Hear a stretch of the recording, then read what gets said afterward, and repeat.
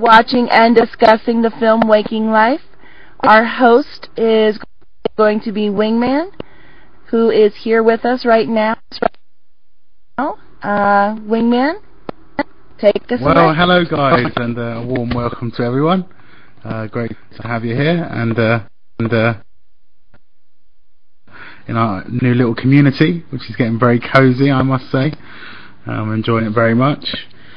As you all know, to post on needs a few more tweaks to it, so enjoy that at your own leisurely time. Meanwhile, we have some entertainment for you. It is a film called Waking Life. It is a very good film, very philosophical, lots of good meanings, lots of good clips, and a lot to discuss about it. And it's quite profound. It's quite a good message. It's about reality, basically. It addresses reality and the dream state and all these kind of things. So what I'd like to do is play sections of it, and then basically open the forum up for discussion of the scene that we were just witness to. Let me know what, let everyone know what you thought about it, what the message meant for you, what the meaning was. So we'll have like a 10-minute for a scene and a 10-minute discussion, or 5 to 10-minute discussion, and back to the scene, back to the discussion, and take it like that. So with no further ado, dun dun dun dun dun, I will start the movie. If you guys want to see the movie in a full screen, just go hover over my window. In the top right of my window, you'll see a little screen, so you can see a better version of it. Hopefully it won't be too jolty. It'll be quite a good picture, hopefully. And here we go. Now it's time for the movie. And see, Carbon's thinking. Rick was kind of amused there for a second, and then see, now they're both grinning. Yeah, I mean, the way we communicate is a very important topic, and how we read. The funny thing was when we didn't have video chat, we kind of formed a mental picture in our minds of what everyone was like, and kind of filled in the gaps in that respect. And of course, when everyone sees everyone, it's slightly different. But yeah, so there's communication through words, and sometimes I think there's too much emphasis on on words rather than Rick. You're creeping me out, Carbon. Rather than on action, because words they do obviously convey one's mindset at that particular time, but there are other ways to convey it. You can convey it through emotionally, through love, and you can convey it through I guess those who can't talk convey it through sign language. That's another form of communication. But I think what she was essentially trying to say was that we can't know that by using words that is the best kind of way of communicating than just the verbal words that come out of our mouth, and how people relate to them. But anyway, should anyone want to say anything else, or shall I continue? Well, what would be a good way to communicate other than words?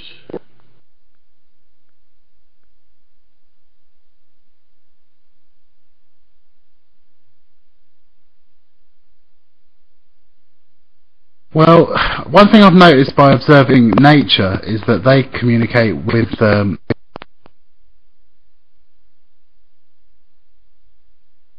movement. That's something that they do quite literally just by their movement. They talk to each other out in silence, and so movement is a form of communication as well. But there are probably communication that they'll fully, or dance is communication. I think at times birds do it. There's a lot of animals do it. So so movement is another important aspect of communication. Your body language, your frowns, all say, you can say a lot just with your facial expressions, Rick. Like Rick looks like content at the moment, and he looks discontent for one moment, and he's, you can tell a lot. You can tell a lot from the shoulders, how the posture of a person, all these kind of things, all these little cues that give away a lot about the individual. So yeah. I think one of the best forms of communication is when we can do it with telepathy. I think it'll be a lot more direct and right to the point. Of course, we can't do that yet. There's a few people that can kind of do it, but we only use about 1/10 of our mind. But I think I mean, I personally the rest will probably do more telepathy. That might be one of the better ways to communicate. That's a really good point.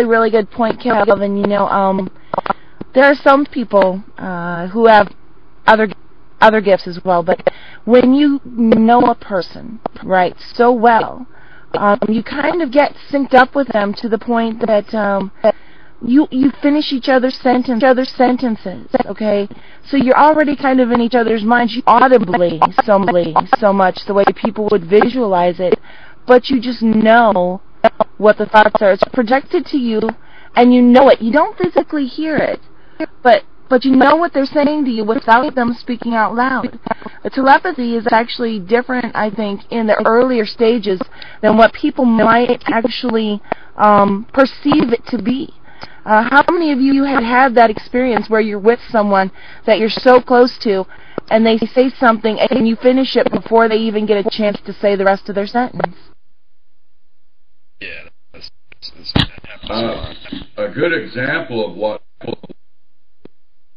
what we're talking about here would be twins.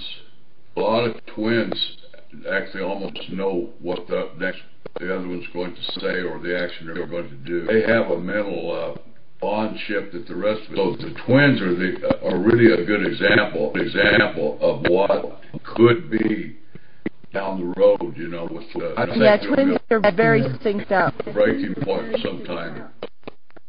And one of the things to bear in mind is that, you know, we interpret through our senses the world around us, but you know there are many other senses apart from hearing. That's just one of them. So, you know, there's nothing saying that as we evolve, we won't be progressing in a direction that I think will allow us to sense energetic streams of consciousness and things like this that people experience in trance, like myself. You know, as you evolve, you might start to communicate differently and not have such a need for the oral side of things or verbal side of things. You know, there's nothing saying why that wouldn't be possible. But yeah, you know, our senses, you know, communicate. Well, dogs communicate through smell, don't they? That's another one that we haven't thought about. Do you think when they're sniffing each other's butts, they're actually communicating? Well, they're kind of, yeah. Through sense, yeah. That's one of their ways, isn't it? Warning and things like that. If they're, you know, I don't know enough about dogs to say, but yeah. So yeah. Well, actually, animals can sense and hear and smell things that we can't. They do hear things in other frequencies that we can't do. But I think we're starting to do more of that now as time goes. But I was stationed with twin brothers for 2 years. We'd sit back and watch those. It was really kind of amazing how they kind of knew what the other guy was going to do ahead of time, you know. So I think we study these animals that we watch them. I think we can learn a lot, and they are doing experiments on this kind of stuff now. So we are progressing, but they're working on a lot of things that we don't know about as of yet, you know. So it may be another 100 years, if things last 100 years, that we will, you know, be able to do a lot of things. But I do think they're going to reach a breakthrough, or our minds can grow to take it. Because my goodness. We just use such a little bitty part of our brain. We got this big brain. There's got to be some reason why we have all that extra brain power. Exactly. Okay. Well, now we've had a little chat for about over 5 minutes there. The next scene is one of my favourite from the film. It's a Professor Harvey, I think his name is, and he talks a little bit about the evolution of man. It's really cool. Pay attention because it goes fast. He says a lot quite fast, so it's a good scene now. So here we go. Okay. Well, that was what really, you guys that think was of that really one? interesting. Yeah, there's a lot there, wasn't there? Yeah. Quite a hit. Quite a hit. He talks about the telescoping effect of agricultural to the industrial to the technological, and how that's shortened in from 100 to 50 to 20 or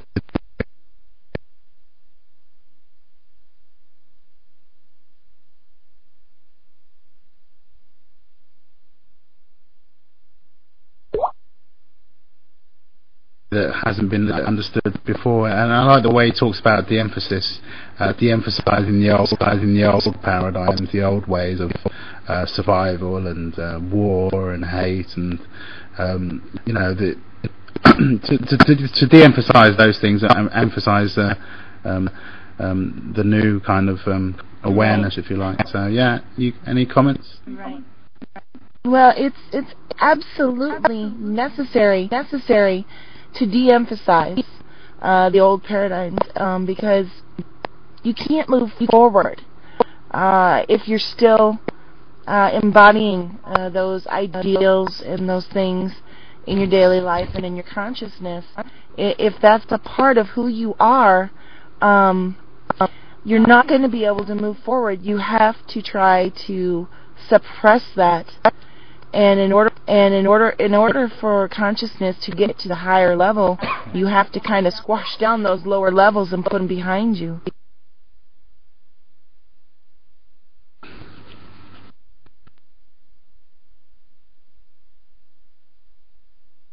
Yeah, and exactly, and the thing is, these things that he talks about that need de-emphasizing, they are a distraction in daily life. There are many mundane type old ways that still distract us to this very day from our own creativity and our own exploration and expanded awareness. And it's it's there's going to be another scene about the dream state, because much of this is about the dream state, and I often think this is this isn't the real reality. This is the dream state. This is the illusion, and the real reality is something much greater. We're capable of much more, and I think you should never underestimate that, because as soon as you start underestimating just what potential means, and what is potentially possible, then you start to fall away from that true potential. And when you start falling away from your true potential, that's like lying to yourself, or denying yourself. Self-denial isn't such a great thing.